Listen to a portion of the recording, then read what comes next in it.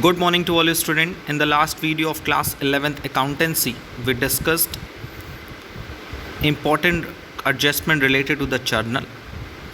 In this chapter, first of all, we discussed meaning of journal, format of journal, traditional and modern rule of generalizing, few types of discounts, that is trade discount and cash discount, combined journal entry and opening entry. So such kind of adjustment helps to understand and solve the practical problem given your book. Today we will move to the next adjustment related to the journal, that is bad debts. You know what is bad debts? When the goods are sold to a customer on credit and if the amount becomes irrecoverable due to his insolvency or for some other reason, the amount not recovered is called bad debts. Bad debts का मतलब ये होता है कि जब भी हम कोई भी गुड सोल्ड करते हैं कस्टमर को, वो भी क्रेडिट पे, तो किसी भी रीज़न से या फिर इंसॉल्वेंसी के रीज़न से, इंसॉल्वेंसी का मतलब होता है situation where the liability is more than his assets, यानी किसी भी पर्सन की जो लायबिलिटी है वो ज़्यादा है और उसकी एसेट्स कम होती है तो अपनी लायबिलिटीज़ का पेमेंट नहीं कर सकता, तो उस सिचुएशन को हम लोग इंसॉल्वेंसी बोलते हैं। तो वैसे ही बैड डेब्ट्स का मेन रीज़न होता है इंसॉल्वेंसी, यानी मैंने किसी को गुड सोल्ड किया उधार पे, क्रेडिट पे सोल्ड किया और उसे पर्टिकुलर टाइम के पर्टिकुलर पीरियड के अंदर उसे उस अमाउंट का पेमेंट करना था, बट इंसॉल्वेंसी के कारण या किसी भी अदर रीज़न के कारण वो पेमेंट नहीं कर पाता है, तो जितना पैसा नहीं मिल पाता, यानी the amount not recovered is called bad debts, यानी जो पैसा नहीं मिल पाता उसे हम बैड डेब्ट्स कहते हैं। तो यू नो वेरी वेल कि बैड डेब्ट्स क्या है, आपकी नज़र में बैड डेब्ट्स क्या है? तो bad debts is a loss. Why? Because of, अगर मैंने किसी को 1 लाख रुपए का गुड सोल्ड किया और 1 महीने का टाइम पीरियड दिया कि 1 महीने के अंदर वो 1 लाख रुपए हमें दे दे, बट वो 1 महीने के अंदर 1 लाख रुपए नहीं दे पाया due to the any reason, चाहे वो इंसॉल्वेंट हो गया हो या फिर एनी अदर रीज़न के कारण वो हमें 1 लाख रुपए नहीं दे पाया, 1 लाख में 70,000 दिया और 30,000 नहीं दे पाया, तो 70,000 तो मिल गया बट 30,000 हमारे लिए क्या है? लॉस है। और जितना पैसा नहीं मिल पाता, यानी the amount not recovered from the debtors, it is known as bad debts. So उसकी जनरल एंट्री कैसे पास करेंगे इस सिचुएशन में? For recording it, bad debts account is debit and customer account is credit. इस सिचुएशन में हम लोग करते क्या है, बैड डेब्ट्स को डेबिट करते हैं जितना पैसा हमको नहीं मिलता, और गिवर कौन होता है? कस्टमर्स को क्रेडिट करते हैं। इस कॉन्सेप्ट को ईजिली अंडरस्टैंड करने के लिए, समझने के लिए हम लोग एक एग्जाम्पल की हेल्प लेते हैं। For example, Ravi who owed us ₹10,000 is declared insolvent, यानी रवि जिसके पास मेरा 10,000 रुपये उधार है वो इंसॉल्वेंट हो गया, एंड 30 पैसे in a rupee is receive from his state, यानी उसके प्रॉपर्टी में से हमें सिर्फ 30 पैसे मिल पाए 1 रुपये में। यानी अगर हम बात करें कि 1 रुपीज़ में, ₹1 में उससे कितना मिल पाया? ओनली 30 पैसे मिल पाया। सो अगर हम परसेंटेज निकालें तो 1 रुपये में कितने पैसे होते हैं? 100 पैसे, 30 पैसे मिल पाया। सो एक तरह से हम कह सकते हैं 30/100, सो द 30%। यानी आप सिंपली अगर पैसे का कैलकुलेशन होगा इन रुपीज़ में तो आप उसको परसेंटेज की तरह ट्रीट कर सकते हैं। यानी रवि के पास मेरा 10,000 रुपये बाकी था और उससे सिर्फ 30 पैसे हमें मिले, यानी 30% पैसा मिला, 70% पैसा नहीं मिल पाया। तो जनरल एंट्री क्या होगी? So first of all, who is a giver? Ravi. Ravi को कितना देना था? सर 10,000। कितना मिला? सर ओनली 30%, यानी 10,000 का 30% कितना हुआ? 3,000। एंड कितना नहीं मिला? सर जितना नहीं मिला, 10,000 में 7,000 मिला, यानी 3,000 मिला, यानी 7,000 नहीं मिला, तो 7,000 को हम लोग क्या बोलेंगे? Bad debts. बैड डेब्ट्स का मतलब ही तो ये होता है amount not recovered from the debtor, जितना पैसा हमें नहीं मिल पाता कस्टमर से, तो बैड डेब्ट्स लॉस है, तो लॉस को हम लोग क्या करते हैं? डेबिट है। So the general entry will be cash account debit, bad debts account debit to Ravi, amount for the cash 3,000, bad debts 7,000 and to Ravi 10,000. And what is the narration? Narration is a 30 paise in the rupee received from Ravi on his insolvency. So I hope bad debts का concept clear हुआ होगा. Now we will move to the some special entries which helps to solve the practical problem given in your book. The first one is bad debts recovered. Sometimes it so happens that the bad debts previously written off are subsequently recovered. In such cases the following entry is passed. होता क्या है, जैसे मैंने 2019 में ये मान लिया कि ये पैसा बैड डेप्स हो गया, 1000 रुपये बैड डेप्स हो गया, यानी 1000 रुपये मैंने किसी को दिया था और उसने 1000 रुपये देने से मना कर दिया, तो 2019 में वो मेरा बैड डेप्स हो गया. बट 2020 में किसी भी एनी अदर रीज़न से जिस बंदे ने रिफ्यूज़ कर दिया था 1000 रुपये देने के लिए, उसने 1000 रुपये वापस लौटा दिया, तो उसको हम लोग बोलते हैं बैड डेप्स रिकवर्ड. यानी बैड डेप्स रिकवर्ड एक ऐसी सिचुएशन होती है जिसमें पहले अगर हम किसी भी अमाउंट को, किसी भी ड्यूज़ को बैड डेप्स की तरह ट्रीट करते हैं, but after some times it will be recovered from his state, यानी वो पैसा हमें रिटर्न मिल जाता है. ओके, सो इस सिचुएशन में एंट्री क्या पास करते हैं, जब भी हमें पैसा मिलेगा तो कैश डेबिट होगा. Yes sir. और अब बैड डेप्स अकाउंट से उसको ओपन नहीं करेंगे, उसको हम लिखेंगे bad debts recovered account, because it is an income. क्योंकि जब बैड डेप्स हुआ तो ये लॉस था, so bad debts account is debited. But वही बैड डेप्स का पैसा after some time due to any reason, या उसको भगवान की कृपा मान लीजिए, या फिर जो डेटर था उसके अंदर की ह्यूमैनिटी जाग गई होगी, बहुत अच्छा इंसान होगा कि यार उस समय मेरे पास पैसा नहीं था, मैं नहीं दे पाया, लेकिन अब मेरे पास पैसा आ गया है तो हम उसको रिटर्न कर देते हैं. सो इस सिचुएशन में bad debts recovered account is treated as an income, so it will be credited. So basically we can say कि जब बैड डेप्स होगा तो बैड डेप्स को डेबिट करेंगे, और जब वही बैड डेप्स बाद में आपको मिल जाएगा, रिटर्न हो जाएगा, तो उस बैड डेप्स रिकवर्ड को क्रेडिट कर देंगे. Care should be taken that the personal account of the debtor should not be created because the debtor's account must have been created while passing the entry for the bad debts. ये आपको याद रखना है कि जो बंदा हमको दे रहा होगा उसको हम ओपन नहीं करेंगे, क्योंकि ऑलरेडी हम उसके अकाउंट को क्रेडिट कर चुके होते हैं. जैसे आपने प्रीवियस एग्जांपल में देखा है कि यहाँ पे बैड डेप्स हुआ है 7000 रुपीज़. सपोज़ ये 7000 बैड डेप्स हुआ तो रवि के अकाउंट को तो क्रेडिट ऑलरेडी कर लिया गया. अगर मान लीजिए बाद में ये 7000 हमको मिल जाता है तो सिंपल सी एंट्री आपको पास करनी है, cash account debit to bad debts recovered 7000. आपको गिवर से कोई लेना देना नहीं होगा. बेसिकली सिंपल सी बात है, जब बैड डेप्स होगा तो bad debts account debit to customer, bad debts recovered हो जाएगा तो cash account debit to bad debts recovered. Now the next entries which are related to the outstanding expense. What is outstanding expense? It is a quite common for a business enterprises to be left with some expenses which are yet to be paid at the end of the accounting year due to one reason or other. Such expenses are termed as the outstanding expense. ये बहुत ही common चीज़ें होती हैं कि business enterprises कुछ खर्चे जो होते हैं वो उसी साल पे कर देते हैं, और कुछ खर्चे जो होते हैं वो साल के अंत तक पे नहीं होते हैं, बिज़नेस उसको नेक्स्ट ईयर के लिए कैरी फॉरवर्ड कर देता है. यानी सिंपल सी बात है, जैसे अगर आप बिज़नेस के ऊपर इलेक्ट्रिसिटी ड्यूज़ हो, रेंट पे करना है या सैलरी पे करना है, तो वो उस महीने की सैलरी, उस महीने का रेंट उस महीने ना पे करके बल्कि वो अगले महीने पे करता है. तो इस सिचुएशन में उस पर्टिकुलर मंथ के लिए वो एक्सपेंस क्या हो जाता है, आउटस्टैंडिंग हो जाता है. या सिंपली वे में हम आउटस्टैंडिंग एक्सपेंस की डेफिनेशन अगर आपको बताने की कोशिश करें तो outstanding expense are those expenses which are due but not pay. यानी वो खर्चे ड्यू तो हो गए बट अभी आपने पे नहीं किया due to the any reason. So such expenses will be treated as outstanding expense. These are the expenses which should have been paid during the current year but which have not been paid. यानी उसे हमें current year में पे करना था लेकिन हमने उसको नहीं पे किया. जैसे इसमें एक एग्जांपल दिया है, for example if an employ is paid salary of 1000 per month, यानी 1000 रुपये पर मंथ उसको सैलरी देना है. And if up to 31 December only 11th month salaries amounted to 11,000 has been paid to him. So अगर मैंने जब साल ख़त्म हुआ, सपोज़ 31 दिसंबर को हमारा अकाउंटिंग ईयर कंप्लीट हो गया, बट 31 दिसंबर तक हम सिर्फ एम्प्लॉयज़ को कितने महीने की सैलरी दी, 11 मंथ की. तो 11 मंथ की अगर हम सैलरी देंगे 1000 रुपये के हिसाब से, तो कितनी सैलरी देंगे हम लोग, 11,000 रुपये. जबकि हमको देना कितना चाहिए था, साल में 12 महीने होते हैं, 12 महीने के हिसाब से 12,000 देना चाहिए था. यानी हमें देना था 12,000 बट हमने पे कितना किया, 11,000. तो 1,000 अभी भी स्टिल क्या है, आउटस्टैंडिंग है. So the ₹1,000 will be outstanding salary.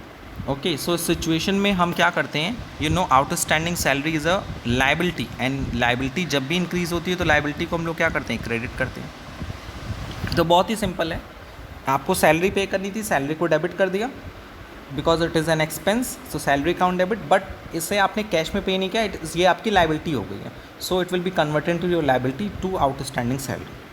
So outstanding salary is a liability, it has been created because it is a representative personal account representing the employees to home salary are to be paid. यानी आप basically आपको याद रखना है outstanding expense के case में होगा expenses account debit to outstanding expenses. As it is prepaid expenses में there are certain expenses which are related to the next year but have been paid during the current year in advance. यानी कुछ खर्चे जो होते हैं वो next year next accounting period से related होते हैं. सपोज 2020-21 से रिलेटेड कोई एक्सपेंस है बट हम उसको पे कर दिए 2019-20 में, पहले ही पे कर दिए, जिसे हम बोलते हैं प्रीपेड. तो उन सारे एक्सपेंसेस को कहते हैं प्रीपेड एक्सपेंस.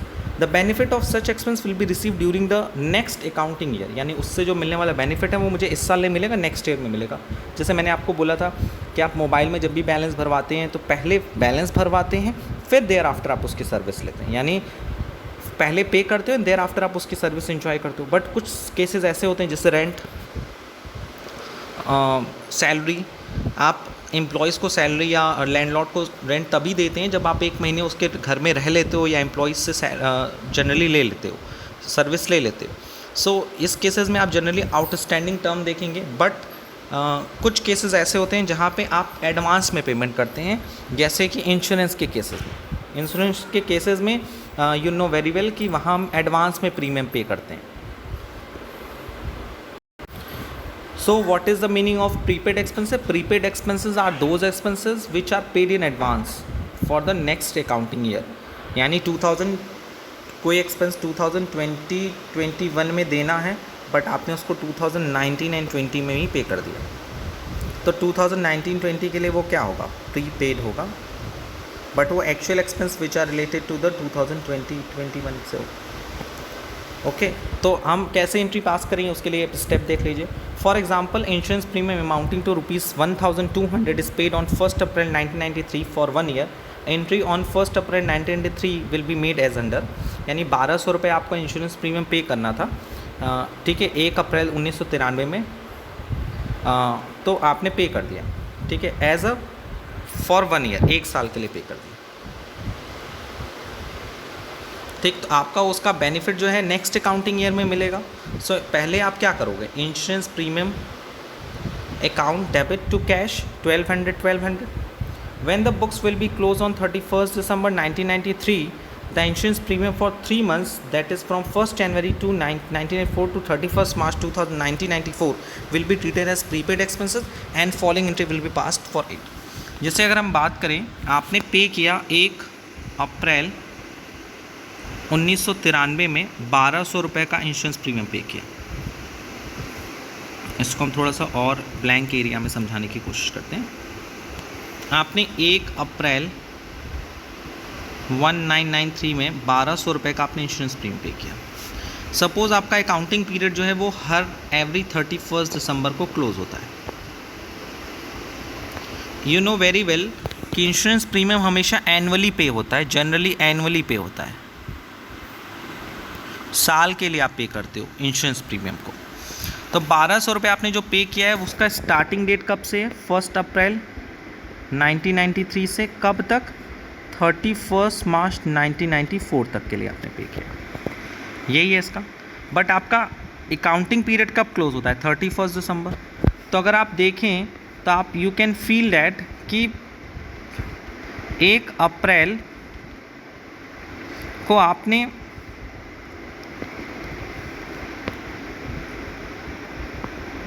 पे किया, और वो पे कब तक किया आपने, 31 मार्च 1994 तक के लिए पे किया. बट आपका अकाउंटिंग पीरियड तो यहीं क्लोज हो जाता है ना, 31 दिसंबर 1993 में. यानी इस साल का खर्चा सिर्फ कितने महीने का है, 9 महीने का. और एडवांस में आपने कितने महीने का पे कर दिया, 3 महीने का. कॉन्सेप्ट क्लियर करिएगा. 1 अप्रैल 1993 को आपने 1,200 rupees as a insurance premium pay किया, जिसकी वैलिडिटी रहेगी 31 मार्च 1994 तक. और आप अपना बुक्स ऑफ अकाउंट क्लोज करते हैं 31 मार्च 1993 को.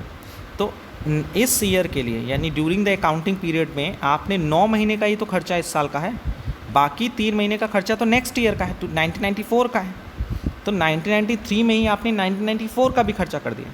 तो 1993 का कितने महीने का खर्चा है सर? 1993 में तो सिर्फ 9 महीने का खर्चा है इंश्योरेंस प्रीमियम का, और 1994 में आपने कितने महीने का खर्चा कर दिया? 3 महीने। यानी आपने 1993 में ही 1993 का तो पेमेंट किया इंश्योरेंस प्रीमियम का, एज वेल एज आपने 1994 के 3 मंथ्स का भी पेमेंट कर दिया, यानी 3 महीने का आपने पेमेंट एडवांस कर दिया इंश्योरेंस प्रीमियम वालों को। So in this situation you can say that कि 3 महीने का आपने कैसा पेमेंट किया? एडवांस। एडवांस को हम लोग क्या बोलते हैं? प्रीपेड। तो यू नो वेरी वेल कि प्रीपेड के केस में आपने टोटल पे किया 1200 रुपये अप टू 31 मार्च 1994, बट आपने 300 रुपये एडवांस कर दिया। 3 महीने का एडवांस किया था ना, या 1200 रुपये जो है 1200 रुपीज़ फॉर द 12 मंथ्स के लिए, और आपने कितने महीने का एडवांस किया? 3 महीने का। सो एडवांस पेमेंट कितना हुआ? प्रीपेड एक्सपेंस कितना हुआ? 300।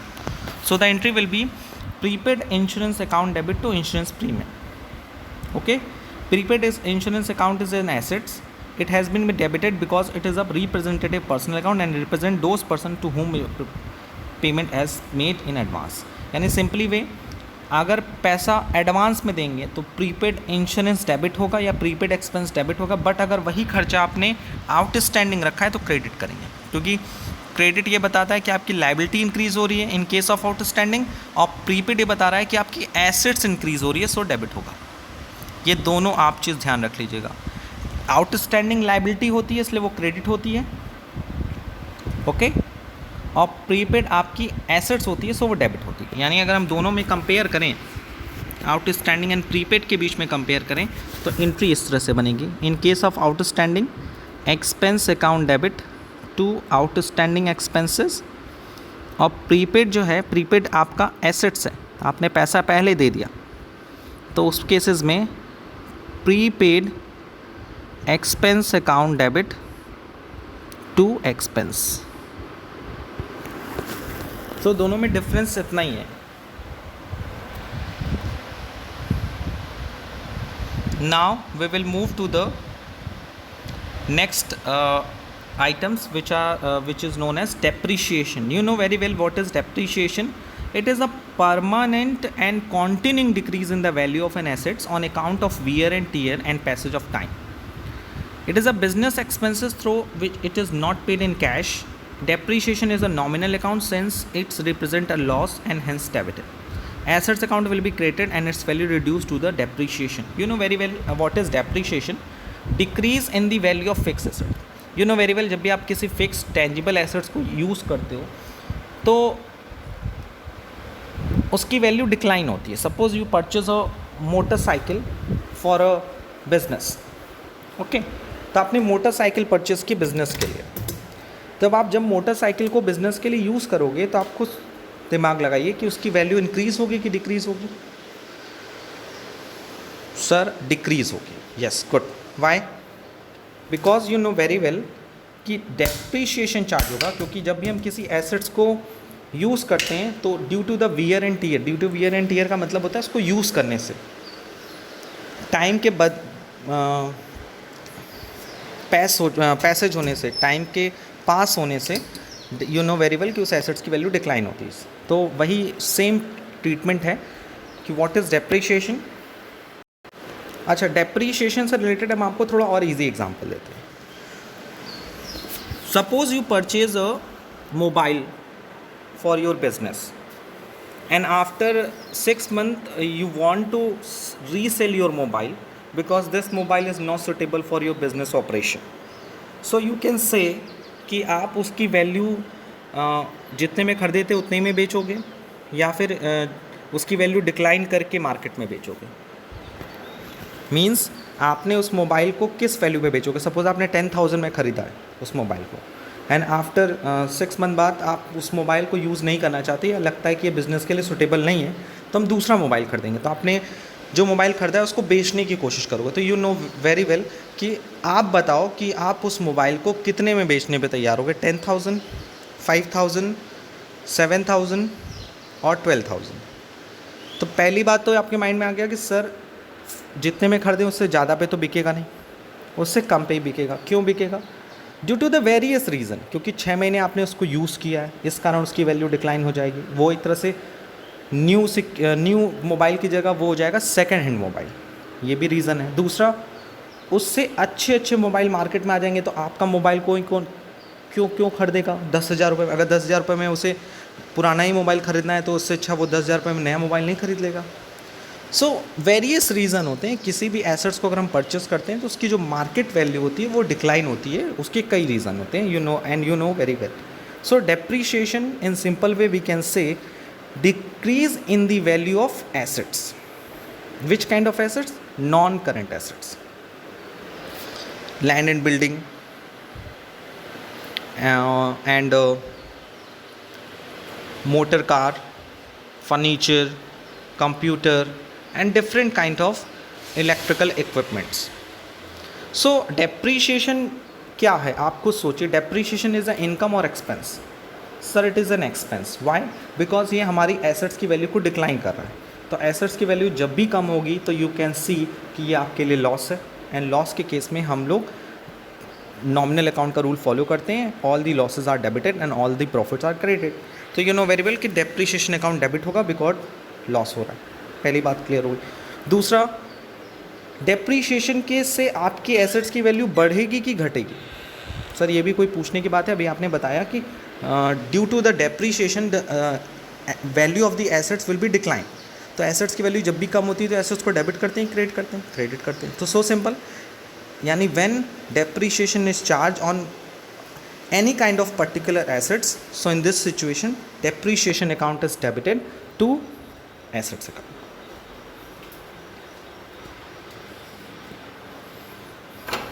Now we will move to the next adjustment, next specific entries, that is interest on capital. In order to ascertain the true efficiency of the business, it is a normal practice to charge business with interest on proprietor's capital. Profit left after charging the amount of such interest are the real profit earned by the business. Such interest is a loss from the point of view of business. Therefore, according to the nominal account rule, interest is debited in the journal, and the amount of such interest is a gain from the point of the proprietor. So his capital is increased by the amount of interest and therefore the capital account is created in the journal entry. देखिए होता क्या है basically, in you know very well, according to the separate legal entity concept, owner of the business and the business are treated as separately, they are different from each other. यानी business और business का owner दोनों एक दूसरे से अलग होते हैं, ये बात एकदम क्लियर है। यस सर, तो यू नो वेरी वेल कि अगर आप बिजनेस में कैपिटल लगाते हैं, ओके ये बिजनेस है और इसमें ओनर ने कैपिटल इन्वॉल्व किया, तो यू नो वेरी वेल कि बिजनेस आपको क्या देता है? उस कैपिटल पे इंटरेस्ट देता है, ओके। और अगर आप पैसा निकालते हो ड्राइंग, तो आपसे क्या चार्ज करता है? आपसे लेता है इंटरेस्ट। यानी एकदम सिंपल सी बात अपने दिमाग में रख लीजिए कि जब भी बिजनेसमैन अपने ही बिजनेस में पैसा लगाता है उसको हम लोग कैपिटल बोलते हैं, ओके। और उस कैपिटल पे फर्म उसको इंटरेस्ट प्रोवाइड करती है, that is interest on capital. On the second hand we can say if any amount withdrawn by the owner of the business for the personal use, so it will be treated as drawing. यानी जब business अपने personal purpose के लिए कोई पैसा निकालता है business से, उसे हम लोग ड्राइंग कहते हैं। और ड्राइंग के बदले ओनर को इंटरेस्ट देना पड़ता है, दैट इज़ इंटरेस्ट ड्राइंग। ये एकदम सही बात है और ये होता भी है बिजनेस में। यानी अगर आप किसी बिज़नेस को ओपन करते हैं और उसको एकदम डबल इंटरेस्ट सिस्टम पे फॉर्मुलेट करना चाहते हैं, तो you can see it, you can feel it कि इसमें ये सारे अप्रोप्रिएशंस किए जाते हैं कि अगर या फर्म का जो ओनर है या कोई भी बिज़नेस का ओनर है, वो बिज़नेस में अगर पैसा लगाता है उसके बदले उसको इंटरेस्ट मिलता है, और पैसा निकालता है तो उसके बदले उसको इंटरेस्ट देना पड़ता है। ऐसा क्यों होता है? Due to the opportunity cost. Opportunity cost क्या होती है कि सपोज़ आप वो कैपिटल उस बिज़नेस में ना लगा के कहीं और लगाते तो आपको कोई ना कोई इंटरेस्ट मिलता, या फर्म उस पैसे को आपसे न लेकर लोन के फॉर्म में लेती तो उस पर इंटरेस्ट देती कि नहीं देती। तो वही सिचुएशन है, वही ड्राइंग के केस में है कि वो पैसा आप ना निकाल के कोई और निकालता तो फर्म उससे इंटरेस्ट चार्ज करती कि नहीं चार्ज करती, क्योंकि आप बिजनेस के ओनर हैं इसलिए उसको अलग अकाउंट से डील करते हैं, that is interest on capital and interest on drawing. बस सिंपल सा डिफरेंस यही है कि ओनर एक स्पेसिफिक अकाउंट होता है बिजनेस के लिए, सो उसको अलग अकाउंट से डील करते हैं, बल्कि उसकी जो पोजीशन होती है या उसका ट्रीटमेंट जो होता है वो जस्ट वैसे ही होता है जैसे हम क्रेडिटर्स का करते हैं। ओके, अगर मान लीजिए फर्म कैपिटल से पैसा ना अरेंज करके लोन से लेती तो उस पर इंटरेस्ट देती कि नहीं देती, वही बात यहाँ पे भी है कि अगर ओनर ने पैसा लगाया एज अ कैपिटल तो उस पर भी फर्म की लायबिलिटी है कि वो उसको क्या दे, इंटरेस्ट प्रोवाइड करे। और वही दूसरी बात ये कि अगर फर्म से पैसा निकाल रहा है ओनर तो उस पर उसको ड्राइंग भी चार्ज करेगी। तो आई होप आपको थोड़ा सा क्लियर हुआ होगा। तो interest on capital and interest on drawing दोनों सिमिलर चीज़ है। Interest on capital means every business provides the interest on the proprietor's capital, that is known as interest on capital. Whereas if owner withdrawn a sum amount from the business for the personal use, it will be treated as drawing, and business also charge the interest on the drawing. So अगर दोनों के concept में देखा जाए तो interest on capital business के लिए क्या है, एक्सपेंस, और इंटरेस्ट ऑन ड्राइंग बिजनेस के लिए क्या है, इनकम। इंटरेस्ट ऑन कैपिटल देती है फर्म को, फर्म जो है इंटरेस्ट ऑन कैपिटल अपने ओनर को देती है, where is the interest on drawing जो है वो चार्ज करती है, यानी उनसे लेती है। सो अगर हम इनकी जनरल एंट्री बात करें तो इंटरेस्ट ऑन कैपिटल की जनरल एंट्री होती है IOC, यानी interest on capital account debit to capital, और इंटरेस्ट ऑन ड्राइंग की जनरल एंट्री होती है drawing account debited to interest on. ये आप अपने दिमाग में रख लीजिएगा। IOC is a expense, so it is a debited, and IOD is a income for the business, so it will be credited. So I hope इतना explanation इस topic के लिए काफ़ी सफिशिएंट है कि अगर ओनर बिजनेस में पैसा लगाता है तो उसे इंटरेस्ट मिलता है, जिसे हम लोग इंटरेस्ट ऑन कैपिटल कहते हैं। और दूसरी बात कहें तो अगर फर्म से बिजनेस ओनर जो है बिजनेस पे पैसा निकालता है तो उसे हम लोग ड्राइंग कहते हैं, और इस ड्राइंग के अमाउंट पे भी फर्म क्या करती है, इंटरेस्ट चार्ज करती है। सो इसकी जनरल एंट्री क्या है, for the interest on capital, interest on capital account debit to capital, and interest on drawing की एंट्री है drawing account debit to interest on drawing. Okay, so let's we move to the general entry. ये journal entry मैं आपको as a homework provide कर रहा हूँ कि please solve it. In the next video हम इन सारे जनरल एंट्रीज़ का सॉल्यूशन बताएंगे। ये मैं आपको होमवर्क इसलिए दे रहा हूँ क्योंकि आज हम लोगों ने जितने भी कॉन्सेप्ट्स पढ़े हैं उसी से रिलेटेड ये जनरल एंट्री।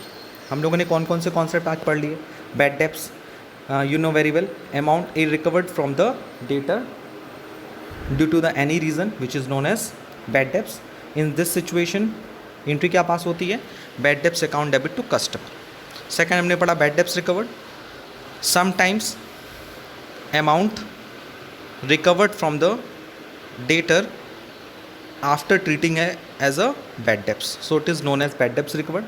कभी कभी हम पैसे को बैड डेब्ट्स मान लेते हैं लेकिन कुछ समय बाद वो पैसा हमें फिर से मिल जाता है, सो सिचुएशन में क्या एंट्री पास करते हैं, cash account debit to bad debts recovered. तीसरा हम लोगों ने पढ़ा outstanding salary, any expenses which are due but not paid.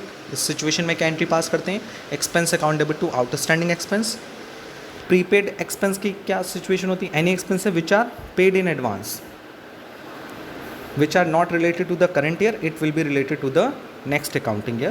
So in this situation, prepaid expense account debit to expense. Thereafter we discuss interest on capital, interest on drawing. Firm provide interest on the proprietor's capital, this is known as interest on capital, and entry will be interest on capital account debit to capital. And at last, interest on drawing, firm charge interest on the proprietor's drawing, which is known as interest on drawing. In this situation the entry will be passed drawing account debit to interest on drawing. So हम लोगों ने total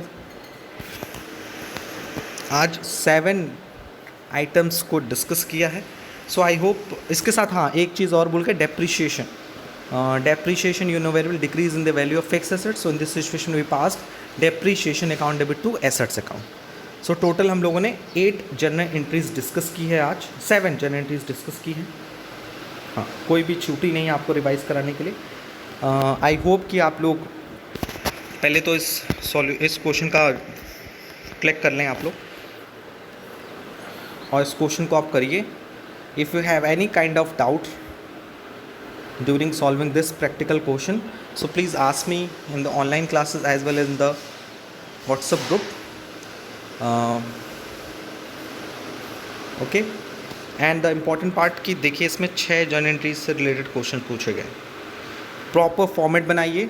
format बना के एक एक journal entries की एक एक ट्रांजेक्शन की जर्नल एंट्री पास करिए 1 2 3 4 5 6 की. और जो भी जर्नल एंट्री आपको नहीं समझ में आ रही है कि सर ये सही है गलत है, सही हो गलत तो हम नेक्स्ट वीडियोस में आपको प्रेजेंट करेंगे. इन द नेक्स्ट वीडियो हम इसका सॉल्यूशन भी प्रेजेंट करेंगे कि how will pass the journal entry related to the these transaction. But आज के लिए इतना ही. Thank you. Thanks a lot.